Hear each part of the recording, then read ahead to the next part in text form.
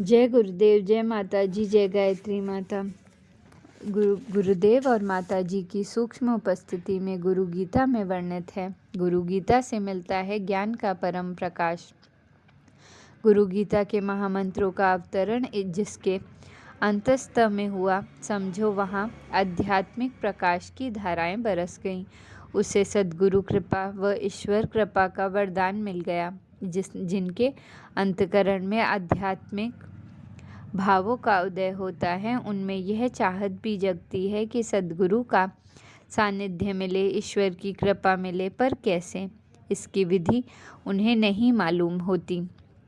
इस विधि के अभाव से पल्ले पड़ती है तो सिर्फ भटकन, उलझन और संत्रास। परंतु जो गुरु गीता के आध्यात्मिक प्रभावों की समझ रखते हैं, वे बड़ी ही आसानी से इससे उबर जाते हैं। गुरु गीता की कृपा जिन्हें प्राप्त है, उन्हें भटकन, उलझन के कंटक नहीं चुभते।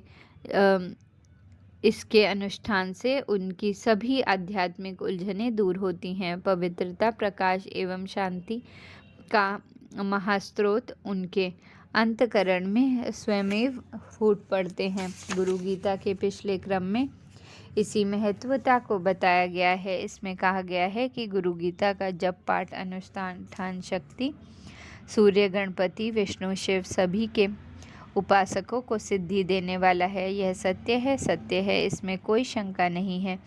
भगवान शिव ने माता से कहा, हे सुमुखी, अब मैं तुम्हें गुरु गीता के अनुष्ठान के लिए योग्य स्थानों का वर्णन करता हूँ। इसके लिए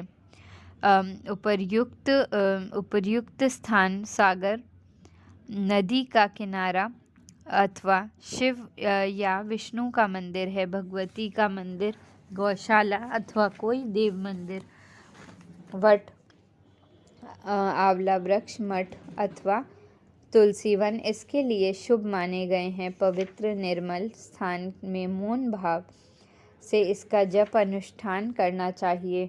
गुरुपुत्र मूर्ख होने पर भी वरण के योग्य है।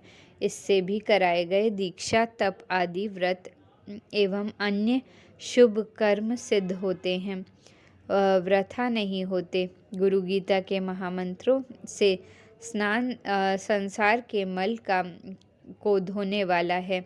इससे भवपाशों से छुटकारा मिलता है। जो गुरु गीता के जल से स्नान करता है, वह सभी ब्रह्मवेताओं में श्रेष्ठ एवं सदा गुरु होता है।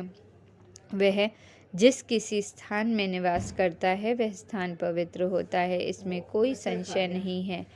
सर्वशुद्ध एवं पवित्र गुरुदेव जहाँ भी स्वाभाविक रूप से निवास करते हैं, वहाँ सभी देवों का निवास होता है। गुरु गीता का जप करने वाला पवित्र ज्ञानी पुरुष बैठा हुआ है, सोया हुआ, जाता हुआ, खड़ा हुआ, बोलता हुआ, अश्व की पीठ पर आरूढ़, हाथी पर आरूढ़, सुप्त अथवा जागृत, सर्वदा विशुद्ध होती है। किसी भी अवस्था में उसका दर्शन करने से पुनर्जन्म नहीं होता। भगवान शिव की इस अमृतवाणी में गुरु गीता के अनुष्ठान का महत्व है। गुरु गीता का जप, पाठ साधक को सच्चा शिष्य और सच्चे शिष्य का गुरुपद पर आरूढ़ करता है। ऐसा साधक हमेशा ही गुरु कृपा, ईश्वर कृपा के सानिध्य में रहता है। उसके अंतकरण में भगवत कृपा हिलोरे लेती है। गुरु गीता का यह महत्व केवल सिद्धांत, विचार या कल्पना न होकर सारभूत अनुभव है। इसे उन्होंने पाया है जिन्होंने गुरु गीता की साधना की, जो इसकी कृपा भाव से बैठकर तप करता है। ऐसा ही एक अनुभव भक्तमयी नारी गंगाबाई का है। गंगाबाई भगवान के परम भक्त लाखाजी की बेटी थी। भक्त लाखाजी विशेष पढ़े तो नहीं थे, परंतु गुरु गीता उन्हें कंठस्थ थी। भगवान ने उनका अगाध विश्वास था। इनकी 2 संतानें थीं, एक पुत्र एक कन्या। पुत्र का नाम देवा, कन्या का नाम गंगाबाई था। पुत्र के विवाह के 2 साल बाद उन्हें कन्या का विवाह कर दिया। लाखाजी नियम से गुरु गीता के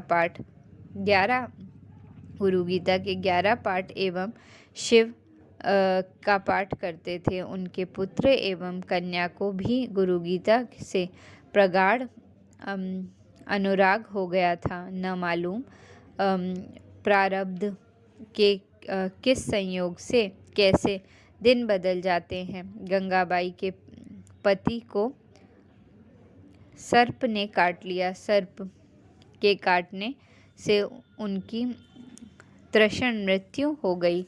पुत्री के जीवन की इस त्रासदी की खबर लाखाजी को लगी। उन्होंने यह बात अपनी पत्नी, पुत्र और पुत्र वधू को बताई। सभी इस शोक समाचार को सुनकर व्याकुल हो गए। लाखाजी ने सभी को संभाला और पुत्री को सांत्वना देने के लिए उसके ससुराल पहुँचे। ससुराल पहुँचने पर उन्हें भारी अचरज हुआ। बात भी अचरज की थी। उन्होंने देखा कि उनकी भक्तिमयी पुत्री बड़े शांत एवं स्थिर भाव से अपने सास ससुर को प्रबोध दे रही है। उनकी इन बातों से सास ससुर शांतचित्त हो रहे थे। गंगाबाई की इस स्थिति देखकर लाखाजी ने पूछा, बेटी तेरी ऐसी स्थिति देखकर मैं चकित हूँ। मैं तो यहाँ तरह तरह के विचार करके आया था कि तुझे धीरज बंधाऊंगा, परंतु तेरे ज्ञान ने तो मुझे चकित ही कर दिया। तुझे यह ज्ञान आया कहाँ से? गंगाबाई ने कहा, पिताजी यह सब आपकी दी हुई सीख का फल है। आपके सानिध्य में मैंने गुरु गीता कंठस्थ कर ली थी। बचपन से ही गुरु गीता का पाठ, इसके विधिवत अनुष्ठान मेरा नियम बन गया था। इस साधना को मैंने कभी भी नहीं छोड़ा। इसी का प्रभाव है कि आपके जामाता की मृत्यु के 3 दिन पहले भगवान ने मुझे स्वप्न में दर्शन देकर कहा, बेटी तेरे पति की आयु पूरी हो चुकी है। यह मेरा भक्त है। तेरे साथ उसका पुनर्जन्म का संयोग शेष था। इसी से उसने जन्म लिया था। अब इसे 3 दिन बाद सांप डसेगा। उस समय तू उसे गुरु गीता सुनाती रहना। ऐसा करने से इसका कल्याण होगा। मैं तुझे वरदान देता हूँ कि तुझे शोक नहीं होगा। तुझे सच्चा वैराग्य और ज्ञान प्राप्त होगा। पिताजी इतना कहकर भगवान भोलेनाथ अंतर्ध्यान हो गए। मैं जाग पड़ी, मानो उसे समय से मुझे ज्ञान का परम प्रकाश मिल गया हो। मैं सारे शोक मोह छोड़कर पति के कल्याण में लग गई। मैंने व्रत धारण किया और रातों रात जागकर पति को गुरु गीता एवं शिव सहस्त्र नाम सुनाती रही। तीसरे दिन जब पतिदेव सूर्य को अर्घ्य दे रहे थे, उसी समय अचानक एक काले सर्प ने आकर उनके पैरों को डस लिया। देखते देखते उनके प्राण पखेरु उड़ गए। मैंने देखा कर्पूर गौर भगवान सदाशिव उनके सम्मुख विद्यमान हैं। इस दृश्य ने गुरु गीता पर मेरी आस्था बढ़ा दी। अब आप मेरी सहायता कीजिए कि भगवान सदाशिव की भक्ति कर सकूं। पुत्री के इस अनुभव को सुनकर पिता को रोमांच हो आया। सचमुच ही गुरु गीता से सच्चा ज्ञान सहज संभव है। जय गुरुदेव, जय माता जी, जय गायत्री माता।